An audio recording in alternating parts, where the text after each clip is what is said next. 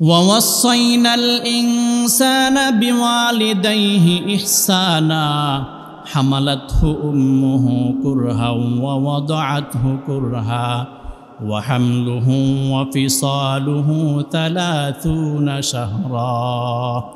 আল্লাহ রাব্বুল আলামিন এই আয়াতের মধ্যে এমন তিনটি দোষের কথা, এমন তিনটি কষ্টের কথা উল্লেখ করেছেন, যেই তিনটি কষ্ট পৃথিবীর কোনো বাবা কোনো দিন বরদাস্ত করে নাই, সহ্য করতে হয় নাই। এই তিনটি কষ্ট পৃথিবীর সমস্ত মায়েরাই একমাত্র সহ্য করতে হয়। এই তিনটি কষ্টের মধ্য থেকে এক নম্বরে আল্লাহ রাব্বুল আলামিন বলেন হামালাতহু উম্মুহু কুরহা।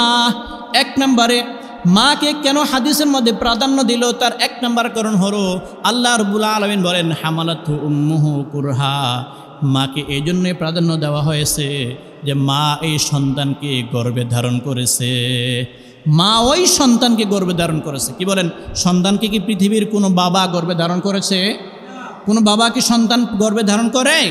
না, একমাত্র মা ওই সন্তানকে গর্ভে ধারণ করে, এবং এই গর্ভে ধারণ করাটা অত্যন্ত কষ্টের বিষয়।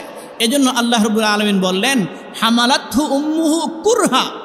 খুব কষ্টের সাথে, খুব কষ্ট স্বীকার করে মা তার সন্তানকে গর্ভে ধারণ করেছে। কতদিন? 9 মাস 10 দিন, 10 মাস 10 দিন, বা এর চেয়েও কিছু কম বেশি।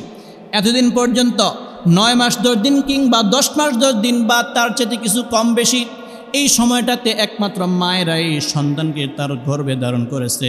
এবং গর্ভে ধারণ করা যে কষ্ট, এই কষ্টটা কোনো দিন কোনো বাবা গ্রহণ করে নাই। কি বলেন ঠিক কিনা? কোনো বাবা এই কষ্টটা গ্রহণ করে নাই, শুধুমাত্র মায়েরাই এই কষ্ট গ্রহণ করেছে। এই জন্য যেহেতু গর্ভে ধারণ করার এত কষ্ট, হায় হায়, গর্ভে যখন সন্তান আসে তখন থেকে সে মায়ের খাবার বন্ধ হয়ে যায়। মা ঠিকমতো খানা খাইতে পারে না, মা তার পছন্দের খাবারটাও খাইতে পারে না। সেদিন থেকে তার মায়ের আর ঘুমের মধ্যেও শান্তি নাই, শুয়ে শান্তি নাই, বসে শান্তি নাই, হাঁটা চলা করে শান্তি নাই। যেই জিনিসটাই খাবারের জন্য মুখের সামনে নিয়ে আসে, সাথে সাথে পেটের ভিতর থেকে বমি করে সব কিছু বাইর হয়ে যায়। কি বলেন ঠিক কিনা? সব কিছু বের হয়ে যায়, শুধু বমি আর বমি, বমি আর বমি। তার কোনো কাজের মধ্যে শান্তি নাই, সে যা করতে চায় সেখানে তার জন্য শুধু অশান্তি আর অশান্তি, অশান্তি আর অশান্তি। এত কষ্ট সহ্য করে আমার মা আমাকে গর্ভে ধারণ করেছে। পৃথিবীর প্রত্যেকটি সন্তানকে মা তার গর্ভে ধারণ করেছে। এই যে সন্তান গর্ভে ধারণ করার কষ্ট, এই কষ্টটা একমাত্র মায়েরাই সহ্য করে। এই কষ্টটা সহ্য করার কারণে আল্লাহ রাব্বুল আলামিন মায়ের কথা, আল্লাহ রাসূল সাল্লাল্লাহু আলাইহি ওয়াসাল্লাম মায়ের কথা হাদিসের মধ্যে 3 বার বলেছেন। এই জন্যই মায়ের কথা হাদিসের মধ্যে 3 বার আসছে। দ্বিতীয় নম্বরে আরও একটি কারণ, আরও একটি কষ্ট, যে কষ্টটা পৃথিবীর কোনো বাবা সহ্য করতে হয় না। এই কষ্টটা কি? আল্লাহ রাব্বুল আলামিন বলেন ওয়া ওয়াদাআতহু কুরহা, ওয়া ওয়াদাআতহু কুরহা, অর্থাৎ গর্ভপাতের কষ্ট। দ্বিতীয় নম্বর হলো গর্ভপাতের কষ্ট। সন্তান যেদিন ভূমিষ্ঠ হয়, প্রসব বেদনা। এখন তো মাশাআল্লাহ সিজার, সব কিছু ডাক্তারের কাছে গেলেই শুধু সিজার। ডাক্তারের কাছে যাবেন, ডাক্তার বলবে সন্তান উল্টাই রয়েছে, পানি শূন্যতা, পানি শুকিয়ে গেছে, এই সমস্যা সেই সমস্যা, নানান ধরনের সমস্যার কথা বললে আপনাকে সিজার করতে বাধ্য করাবে। কি বলেন ঠিক কিনা? ডাক্তারের কাছে গেলেই সিজার। এই পর্যন্ত কোনো রোগী ডাক্তারের কাছে গিয়ে ফিরে আসছে সিজার ছাড়া আমি দেখি নাই, খুবই কম, শতকরা 5 থেকে 10 জন ফিরে আসে। এছাড়া ডাক্তারের কাছে গেলেই সিজার।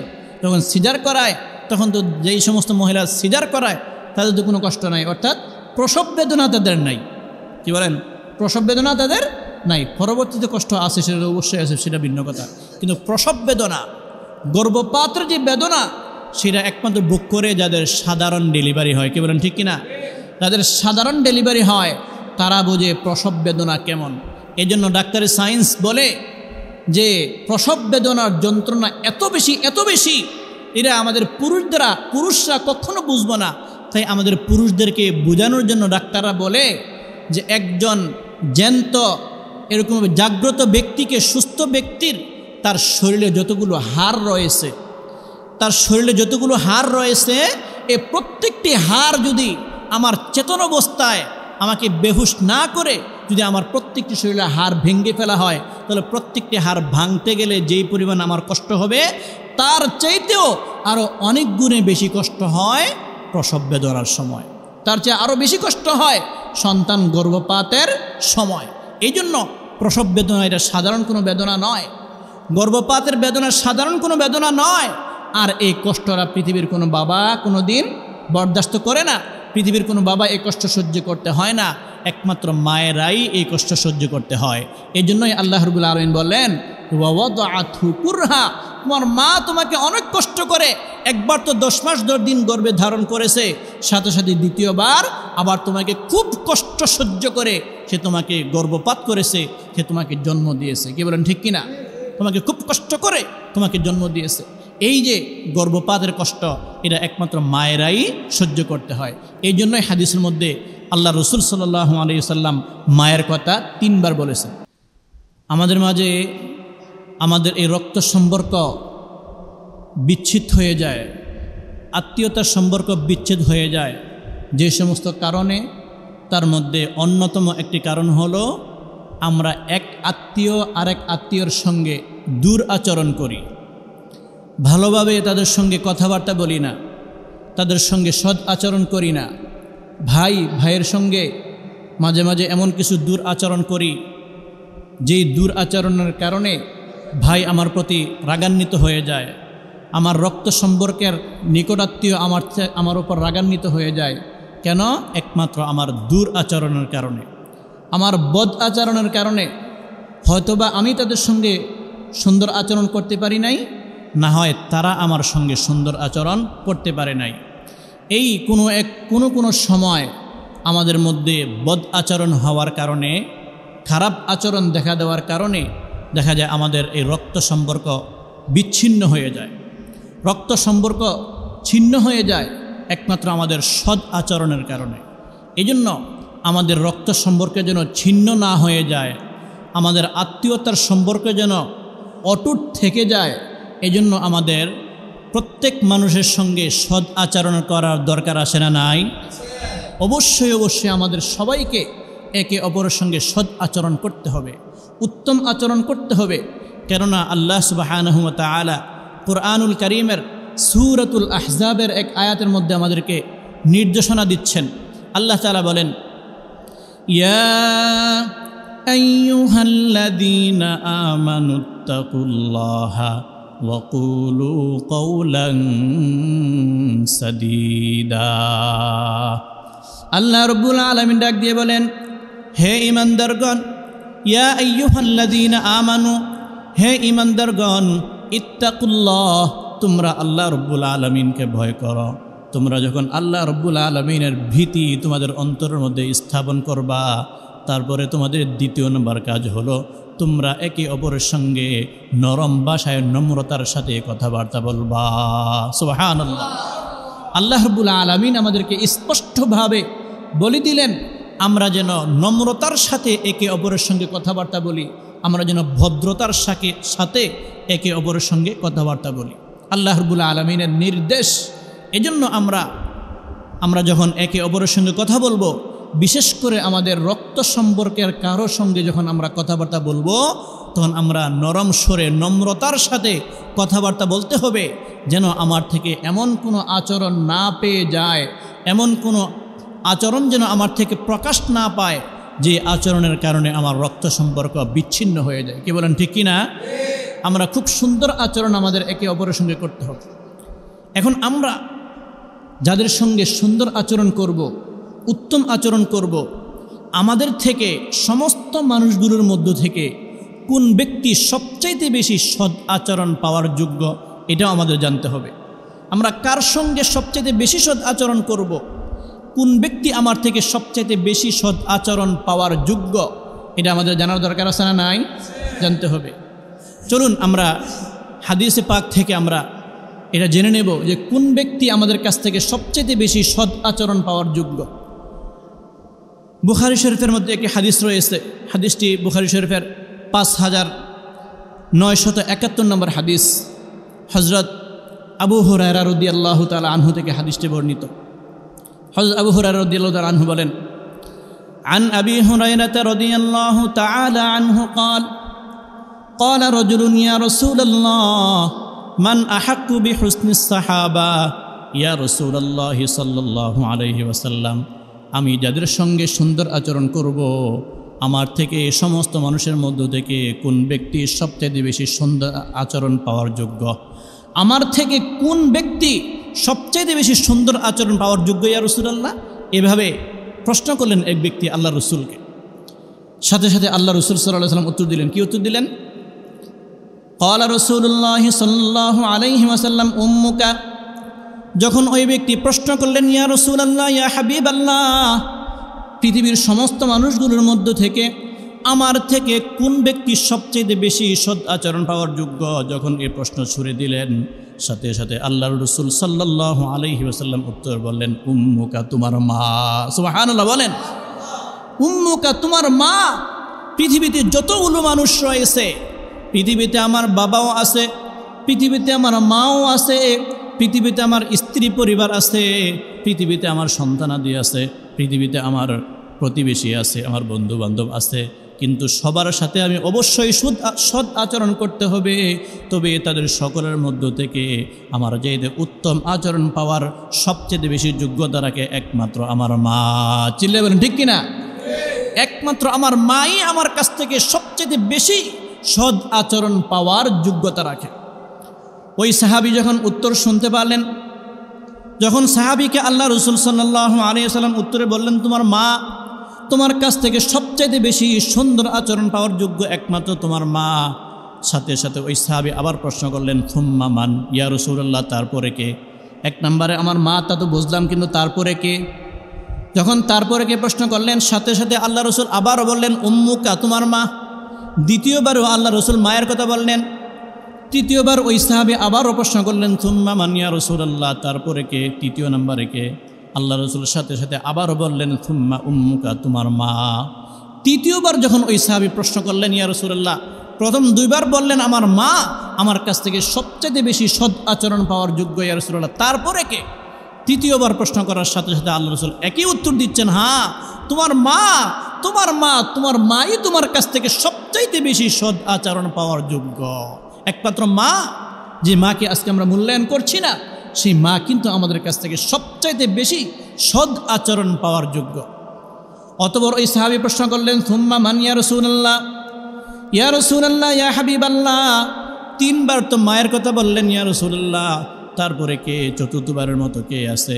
আল্লাহ রাসূল সাথে সাথে বললেন, থুম্মা আবুকা, তোমার তারপরে হলো তোমার বাবা। চিল্লায়ে বলেন আল্লাহু আকবার। তারপরে চতুর্থ নম্বরে হলেন বাবা। তাহলে এই হাদিস দ্বারা আমরা বুঝতে পারলাম, আমরা পৃথিবীতে যাদের সঙ্গে সৎ আচরণ করব, যারা আমাদের কাছ থেকে সৎ আচরণ পাওয়ার যোগ্য, তাদের মধ্যে সবচেয়ে বেশি কে? আমার মা। তিনবার হাদিসের মধ্যে মায়ের কথা উল্লেখ করেছেন আল্লাহ রসুল, তারপরে চতুর্থবারে বাবার কথা উল্লেখ করেছেন। তার মানে এই নয় যে আমরা বাবার সঙ্গে সৎ আচরণ কম করব, এমন নাকি বলেন? এমন না, বাবার সঙ্গে অবশ্যই আমরা উত্তম আচরণ করব, তবে বাবার চাইতেও 3 গুণ বেশি মায়ের সঙ্গে কী করতে হবে? আমাদের উত্তম আচরণ করতে হবে। তাহলে এই হাদিস থেকে আমরা শিক্ষা পাইলাম, হাদিস আমাদেরকে শিক্ষা দিচ্ছে যে মা আমাদের বাবার চাইতেও 3 গুণ বেশি অগ্রাধিকার আমার কাছ থেকে উত্তম আচরণ পাওয়ার।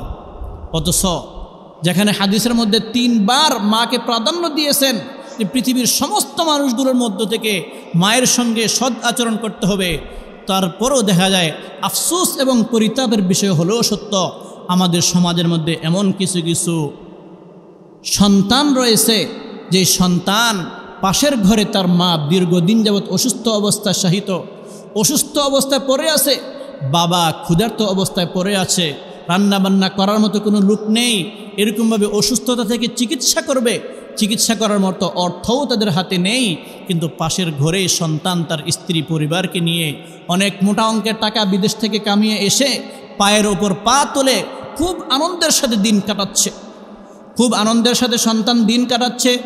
কারণ বাবার শরীরে যখন নাকি শক্তি ছিল, সেই বাবা মাথার গাম পায়ে ফেলে অর্থ উপার্জন করেছে, মায়ের সাথে যখন নাকি বালা চুরি ছিল, মায়ের কানে যখন নাকি দুল ছিল, মা তার হাতের বালাগুলো বিক্রি করে, মা তার কানের দুলগুলো বিক্রি করে, বাবা তার মাথার গাম পায়ে ফেলে টাকা পয়সা উপার্জন করে, সেই টাকা পয়সা দিয়ে সন্তানকে যখন বিদেশ পাঠায়, সন্তান 5 বছর 10 বছর বিদেশ থাকার পরে অনেক টাকা পয়সা অর্জন করার পর যখন দেশে আসে, দেশে আসার পর যখন বিবাহ করে, বিবাহ করার পরে এখন আর মা তাদের আপন থাকে না, মা বাবা তাদের জন্য পর হয়ে যায়।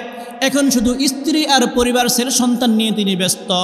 এখন আর ওই যে পাশের ঘরে অসুস্থ মা বাবা পড়ে আছে, সেই মা বাবার খবর নেওয়ার মতো তাদের আর সময় নাই।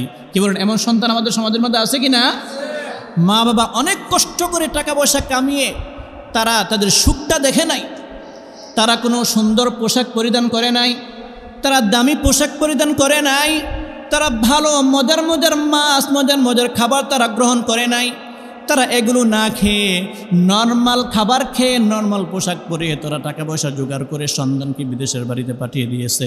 কিন্তু আজকে সেই সন্তান বিদেশে 10-15 বছর থাইকা যখন দেশে আসলো, আসার পরে যখন অর্থের অট্টালিকার পাহাড় গড়ে তুলল, এখন আজকের দিনে অট্টালিকার পাহাড় গড়ে তুলে মাকে ভুলে গিয়েছে, বাবাকে ভুলে গিয়েছে।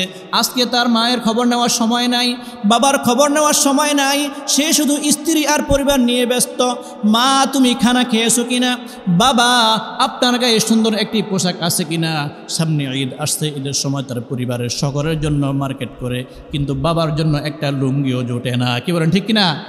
বাবার জন্য একটা লুঙ্গিও জোটে না, মায়ের কপালে একটি কাপড়ও জোটে না, অথচ সন্তান তার পরিবারের সকল সদস্যের জন্য সে কী করেছে? মার্কেট করেছে।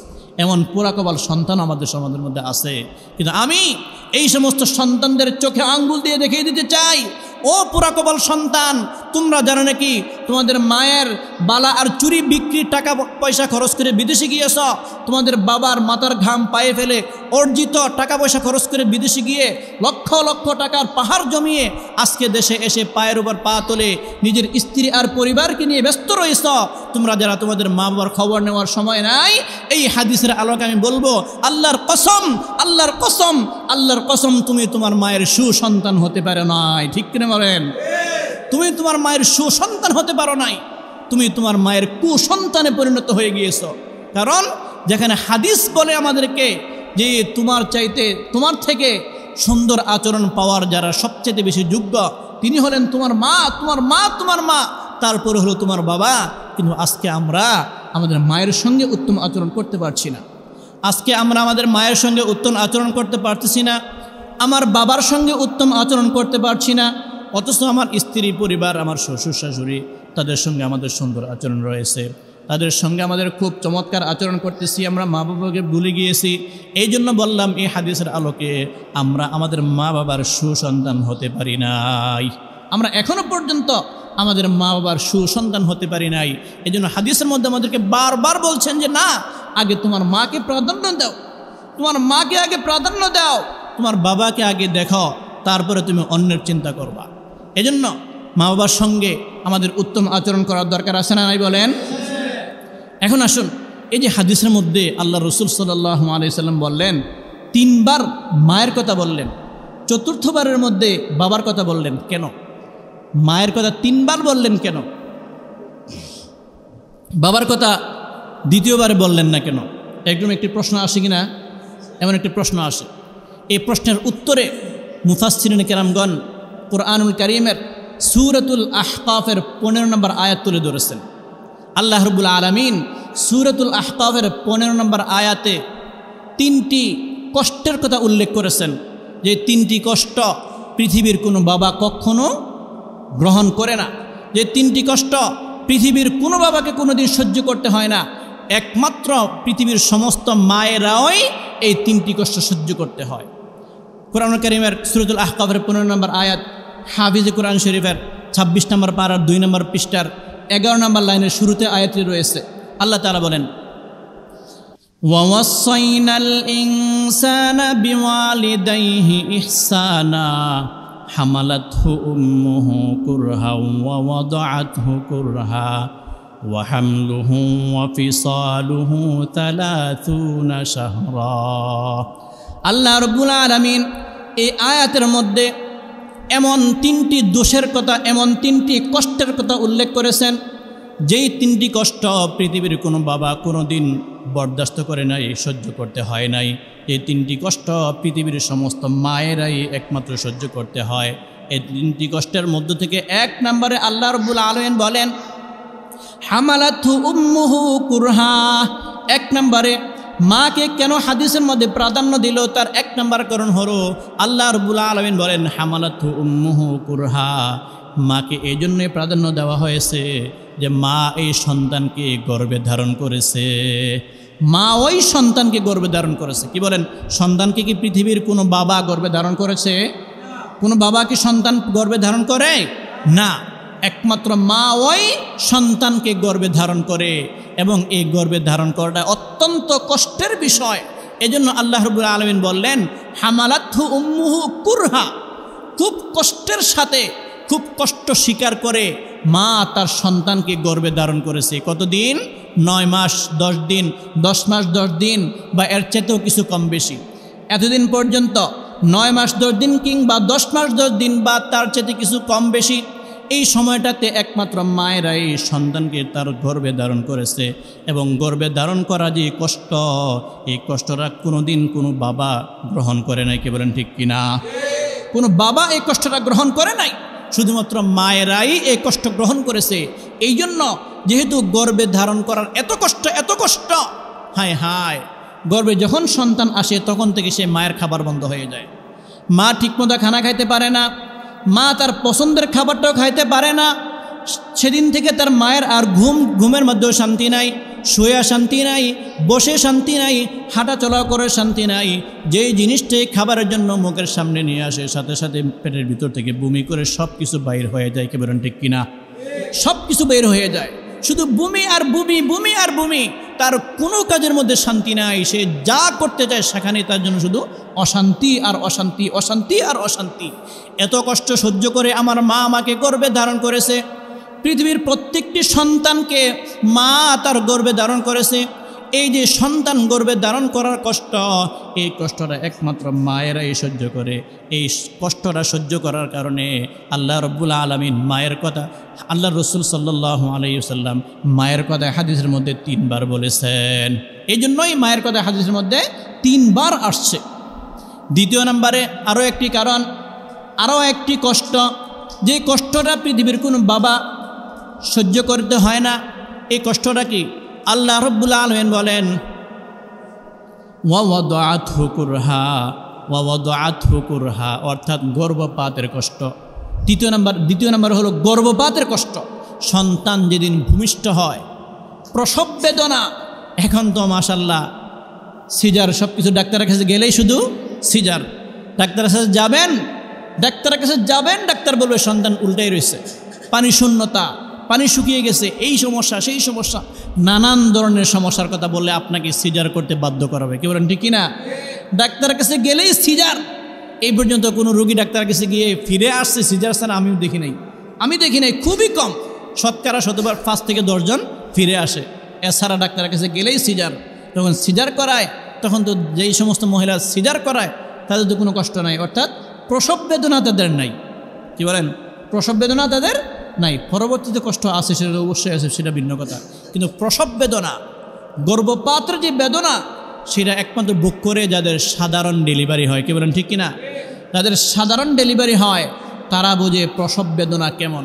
এই জন্য ডাক্তারি সায়েন্স বলে যে প্রসব বেদনার যন্ত্রণা এত বেশি, এটা আমাদের পুরুষরা কখনো বুঝবো না। তাই আমাদের পুরুষদেরকে বোঝানোর জন্য ডাক্তাররা বলে যে একজন জ্যান্ত এরকম জাগ্রত ব্যক্তিকে, সুস্থ ব্যক্তির তার শরীরে যতগুলো হাড় রয়েছে, এই প্রত্যেকটি হাড় যদি আমার চেতন অবস্থায় আমাকে বেহুশ না করে যদি আমার প্রত্যেকটি শরীরে হাড় ভেঙে ফেলা হয়, তাহলে প্রত্যেকটি হাড় ভাঙতে গেলে যেই পরিমাণ আমার কষ্ট হবে, তার চাইতেও আরও অনেক গুণে বেশি কষ্ট হয় প্রসব বেদনার সময়। তার চেয়ে আরও বেশি কষ্ট হয় সন্তান গর্ভপাতের সময়। এই জন্য প্রসব বেদনা এটা সাধারণ কোনো বেদনা নয়, গর্ভপাতের বেদনা সাধারণ কোনো বেদনা নয়। আর এই কষ্টটা পৃথিবীর কোনো বাবা কোনো দিন বরদাস্ত করে না। পৃথিবীর কোনো বাবা এই কষ্ট সহ্য করতে হয় না, একমাত্র মায়েরাই এই কষ্ট সহ্য করতে হয়। এই জন্যই আল্লাহ রাব্বুল আলামিন বললেন ওয়াওয়াদাআতহু কুরহা, তোমার মা তোমাকে অনেক কষ্ট করে, একবার তো 10 মাস 10 দিন গর্ভে ধারণ করেছে, সাথে সাথে দ্বিতীয়বার আবার তোমাকে খুব কষ্ট সহ্য করে সে তোমাকে গর্ভপাত করেছে, সে তোমাকে জন্ম দিয়েছে। কি বলেন ঠিক কিনা? তোমাকে খুব কষ্ট করে তোমাকে জন্ম দিয়েছে। এই যে গর্ভপাতের কষ্ট, এটা একমাত্র মায়েরাই সহ্য করতে হয়। এই জন্যই হাদিসের মধ্যে আল্লাহ রসুল সাল্লাল্লাহু আলাইহি ওয়াসাল্লাম মায়ের কথা 3 বার বলেছেন। তৃতীয় নম্বর আরও একটি কারণ, আল্লাহ রাব্বুল আলামিন বলেন ওয়াহামলুহু ওয়া ফিসালুহু 30 শাহরা। ওয়াহামলুহু ওয়া ফিসালুহু অর্থাৎ দুগ্ধ পান করানো, স্তন্যদান করা। এই দুগ্ধ পান করানোর দায়িত্ব কার বলেন? কোনো বাবার? মায়ের। বরং মায়েরাই একমাত্র সন্তানদেরকে দুধ পান করায়। এই যে সন্তান জন্মের পরে 2 বছর পর্যন্ত মা তার বুকের স্তন্য দান করতে, সন্তানকে স্তন্য দান করা যে কষ্ট, এই কষ্টটা কোনোদিন কোনো বাবা সহ্য করে নাই। কি বলেন ঠিক কিনা? কোনো বাবা এই কষ্ট সহ্য করতে হয় না, বরং দুধ পান করানোর যে কষ্ট, এই কষ্টটা একমাত্র পৃথিবীর সমস্ত মায়েরাই সহ্য করে। কি বলেন ঠিক কিনা? একমাত্র মায়েরাই এই কষ্ট সহ্য করে, কোনো বাবা এই কষ্ট সহ্য করে না। এই জন্য হাদিসের মধ্যে আবারও মায়ের কথা বললেন, হ্যাঁ তোমার মায়ের সঙ্গে তুমি কি করবা? সবচাইতে বেশি সৎ আচরণ করবা। তোমার কাছ থেকে সবচাইতে বেশি সৎ আচরণ পাওয়ার যোগ্য একমাত্র আমাদের মা। এখন আমরা মায়ের সঙ্গে কিভাবে আমরা সৎ আচরণ করব? মায়ের সঙ্গে আমরা কিভাবে সৎ আচরণ করব? মায়ের সঙ্গে কিভাবে আমরা উত্তম আচরণ করব? এটা আমাদের জানার দরকার আছে না নাই? এটাও আল্লাহ রাব্বুল আলামিন আমাদেরকে কুরআনুল কারীমের সূরাত বানী ইসরাঈলের 23 এবং 24 নম্বর আয়াতের মাধ্যমে আমাদেরকে জানিয়ে দিলেন। আল্লাহ রাব্বুল আলামিন কুরআনুল কারীমের সূরাত বানী ইসরাঈল হাফিজ কুরআনুল কারীমের 15 নম্বর পারার 3 নম্বর পৃষ্ঠার 6 নম্বর লাইনের লাস্টের দিক দিয়ে আয়াতটি রয়েছে। আল্লাহ রাব্বুল আলামিন 23 এবং 24 নম্বর আয়াতের মাধ্যমে আমাদেরকে জানিয়ে দিচ্ছেন আমরা আমাদের মা বাবার সঙ্গে কিভাবে সুন্দর আচরণ করব। আল্লাহ রাব্বুল আলামিন বলেন وَقَضَى رَبُّكَ أَلَّا تَعْبُدُوا إِلَّا إِيَّاهُ وَبِالْوَالِدَيْنِ إِحْسَانًا إِمَّا يَبْلُغَنَّ عِندَكَ الْكِبَرَ أَحَدُهُمَا أَوْ كِلَاهُمَا فَلَا تَقُل لَّهُمَا أُفٍّ وَلَا تَنْهَرْهُمَا وَقُل لَّهُمَا قَوْلًا كَرِيمًا। আল্লাহ রাব্বুল আলামিন বলেন ওয়াকাদা রাব্বুকা আল্লা তা'বুদু ইল্লা ইয়্যাহ।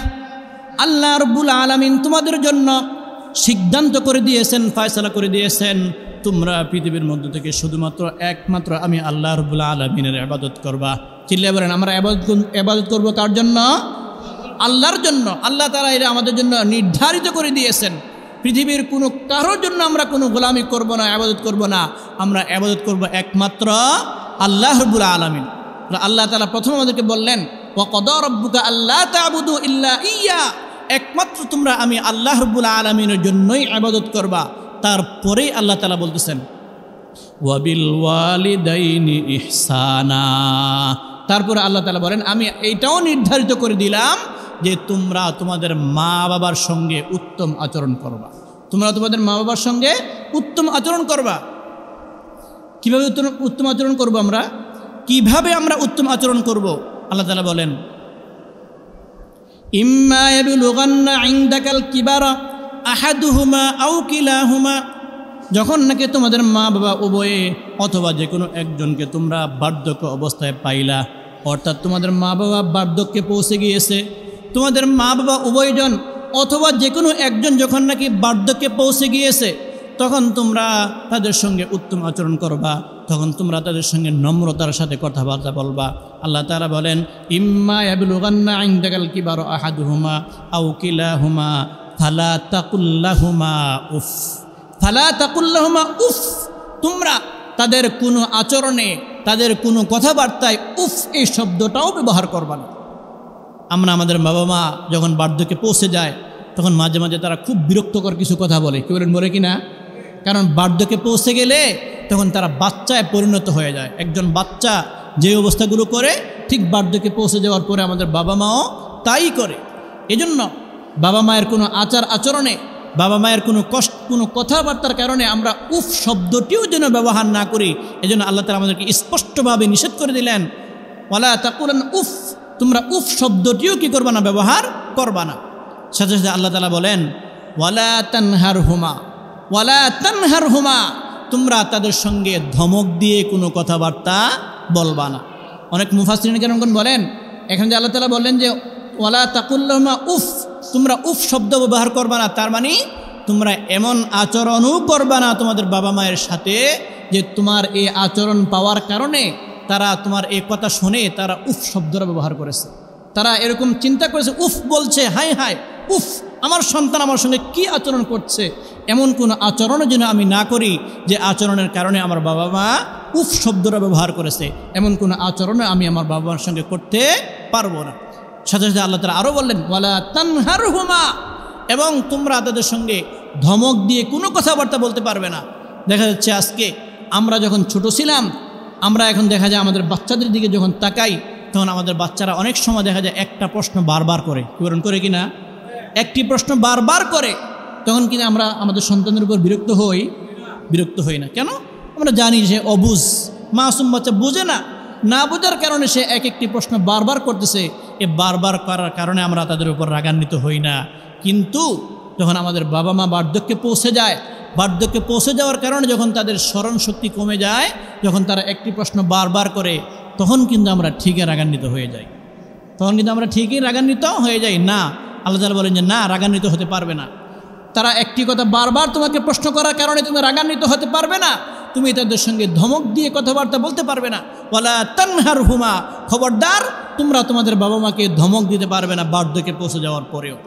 বরং আল্লাহ তাআলা বলেন ওয়াকুল্লাহুমা কাউলান কারীমা, বরং তোমরা তাদের সঙ্গে নম্রতার সাথে কথাবার্তা বলবা। একবারে কাউলান লাইয়িনা, একেবারে নরম স্বরে, নরম কণ্ঠে তোমরা তাদের সঙ্গে কথাবার্তা বলবা। কোনো কথাবার্তার কারণে তোমার বাবা মা একটু কষ্ট অনুভব করতে না পারে, এমন নম্রতার সাথে তোমরা তাদের সঙ্গে কথাবার্তা বলার জন্য আল্লাহ রাব্বুল আলামিন আমাদেরকে স্পষ্টভাবে নির্দেশনা দিয়ে দিয়েছেন।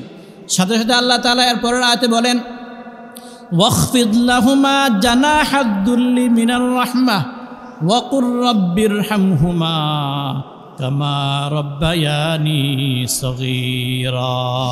আল্লাহ রাব্বুল আলামিন বলেন ওয়াখফিদ লাহুমা জানাহাদ দুল্লি মিনার রাহমাহ, হে পৃথিবীর সমস্ত সন্তানগণ, তোমাদের বাবা মা দুইজন অথবা যে কোনো একজন যখন নাকি বার্ধক্যে পৌঁছে যাবে, তখন তাদের সঙ্গে তোমাদের নম্রতার ডানাগুলো বিছিয়ে দাও। তাদের জন্য তোমাদের নম্রতার ডানাগুলো বিছিয়ে দাও। অর্থাৎ তারা যখন যেই কোনো কাজ করতে চায়, সেই কাজের জন্য তোমরা রাজি হয়ে যাও। তোমাদের কষ্ট হলেও সেই কাজকে তোমরা বরদাস্ত করে নাও। তারা যা কিছু করতে চায়, যখন যা খাইতে চায়, তোমাদের যদি সাধ্য থাকে তোমরা তোমাদের সাধ্য অনুযায়ী তাদের জন্য সেই খাবারের ব্যবস্থা করে দাও। যদি রাতে 3টা বাজে তোমার মা তোমাকে ডাকে, যদি যেই কোনো কঠিন থেকে কঠিন মুহূর্তেও যদি তোমার বাবা মা তোমার জন্য প্রয়োজন হয়, তখনও তুমি তোমার বাবা মায়ের ডাকে সাড়া দিতে হবে। কি বলেন, ঠিক কিনা? তোমার বাবা মায়ের ডাকে সাড়া দিতে হবে। তোমার ডানাগুলো, রহমতের ডানাগুলো তুমি তাদের জন্য একেবারে নরম করে দাও। অর্থাৎ তোমাকে যখন তাদের প্রয়োজন হয়, তুমি তখনই তাদের সামনে উপস্থিত হয়ে যাও, তাদের খেদমতের জন্য উপস্থিত হয়ে যাও। এবং সাথে সাথে তোমরা তোমাদের রবের নিকট দোয়া করো। কি বলে? ওয়াকুর রাব্বিরহামহুমা কামা রাব্বায়ানি সগীরা। তোমরা বলো রব্বিরহামহুমা, হায় আমাদের রব, ইরহামহুমা, আমাদের পিতামাতার উপর আপনি রহম করেন, আমাদের বাবা মায়ের উপর আপনি রহম করেন। কেমন রহম করবেন আল্লাহ? কিভাবে আমার বাবা মায়ের উপর রহম করবেন? কামা রাব্বায়ানি সগীরা, আমরা যখন ছোট ছিলাম, আমাদের ছোট অবস্থার মধ্যে যেমন নাকি আমার বাবা মা আমার উপর রহম করেছে, আমার উপর দয়া করেছে, এই ছোট অবস্থার মধ্যে আমার বাবা মা যেমনভাবে আমার উপর রহম আর দয়া করেছে, আল্লাহ আজকের দিনও আপনি আল্লাহ আমার সেই বাবা মায়ের উপর রহমত নাজিল করেন। সেই বাবা মায়ের উপর আমাকে ছোটোবেলায় যেমন আমার বাবা মা খুব রহমতের সাথে, দয়ার সাথে, ভালোবাসা দিয়ে আমাকে লালন পালন করেছে, আল্লাহ আজকের দিনে আপনিও আমার সেই বাবা মার সঙ্গে কী করেন? উত্তম আচরণ করেন, তাদের উপর আপনি রহমত বর্ষণ করেন। এইভাবে আমরা কি করব? আমাদের বাবা মায়ের জন্য দোয়া করতে পারবো না ইনশাআল্লাহ? আমরা সর্বদা আমাদের বাবা মায়ের জন্য দোয়া করব। এভাবে আল্লাহ রাব্বুল আলামিন হাদিসে আল্লাহ রাসূল সাল্লাল্লাহু আলাইহি সাল্লাম হাদিসে পাকের মধ্যে বাবা মায়ের খেদমত সম্পর্কে আরও অনেকগুলো হাদিস বর্ণনা করেছেন। একটি হাদিস রয়েছে, আল্লাহ রাসূল সাল্লাল্লাহু আলাইহি সাল্লাম এক সাহাবী, আল্লাহ রাসূলের এক সাহাবী প্রশ্ন করেন, ইয়া রাসূলুল্লাহ, আমি আমার বাবা মায়ের সঙ্গে সন্তানের উপর বাবা মায়ের কী হক আছে, সন্তানের উপর বাবা মায়ের কী হক আছে, কী দায়িত্ব আছে, কী কর্তব্য আছে? সাথে সাথে আল্লাহ রাসূল সাল্লাল্লাহু আলাইহি ওয়াসাল্লাম বলেন, হুমা জান্নাতুকা ওয়া নারুকা, হুমা জান্নাতুকা ওয়া নারুকা। আরে তোমার উপর তোমার বাবা মায়ের কী হক আছে মানে তোমার বাবা মা হলো তোমার জন্য জান্নাত, এবং নাউজুবিল্লাহ তোমার বাবা মা হলো তোমার জন্য জাহান্নাম। অর্থাৎ হে সন্তান, তোমার বাবা মা যদি দুনিয়াতে বেঁচে থাকে, তুমি যদি তোমার বাবা মায়ের খেদমত করতে পারো, তোমার বাবা মায়ের তুমি যদি বাধ্য সন্তান হতে পারো, তোমার বাবা মায়ের সঙ্গে নম্রতার আচরণ করার মাধ্যমে তুমি যদি তাদের বাধ্য সন্তান হতে পারো, তাহলে মনে রাখবা সেই বাবা মাই হলো তোমার জন্য জান্নাত। আর নাউজুবিল্লাহ, যদি তুমি তোমার বাবা মায়ের খেদমত করতে না পারো, যদি তুমি তোমার বাবা মায়ের বাধ্য সন্তান হতে না পারো, যদি তুমি তোমার বাবা মায়ের সাথে উত্তম আচরণ করতে না পারো, মনে রাখবা সেই বাবা মাই হলো তোমার জন্য জাহান্নাম। নাউজুবিল্লাহ, তোমার সেই বাবা মা, তুমি চাইলে তোমার সেই বাবা মাকে তুমি জান্নাতে পরিণত করতে পারো, আবার তুমি চাইলে তোমার বাবা মাকে তোমার জন্য জাহান্নামেও পরিণত করতে পারো। এবার বলুন, আমরা কি আমার বাবা মাকে জান্নাতে পরিণত করতে চাই নাকি জাহান্নামে পরিণত করতে চাই? জান্নাতে পরিণত করতে চাই।